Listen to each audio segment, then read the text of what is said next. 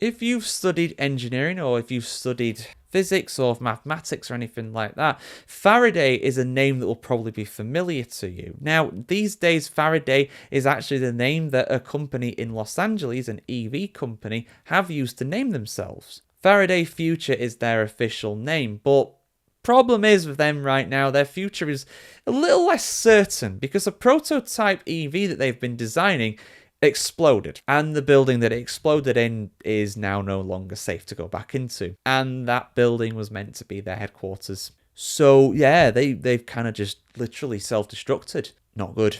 Not good. Let's have a look at this story, guys, because yeah, very much concerned. A lot of people saying, oh, electric vehicles are safe, or they're not a fire hazard. Really? Really? I mean, come on. Let's not ignore reality here. Come on. Let's have a look at the full story, though, guys, here on the channel, as always. Early on the morning of September 28th, an early FF91 prototype from Faraday Future were caught on fire in the company's headquarters.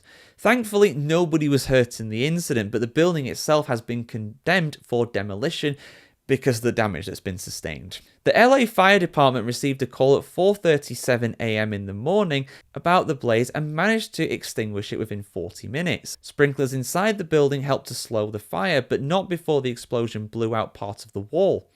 Firefighters had to force entry into the building, and once the fire was out, an inspector red tagged the property, which means it's going to have to come down. Now, Faraday Future have said that the battery pack was not the reason why the car went on fire. And the car that went on fire was not a current prototype, not one that's going to actually potentially go onto the roads eventually. It was an old prototype. This prototype is internally referred to as the B40, and Faraday Future said that the car is around 9 years old, and that, quote, its interior materials do not meet the flammability standards of production vehicles. You don't say. This beta prototype is entirely different from the FF91 production vehicles, and therefore, we believe this incident will not result in any recall of production models, end quote.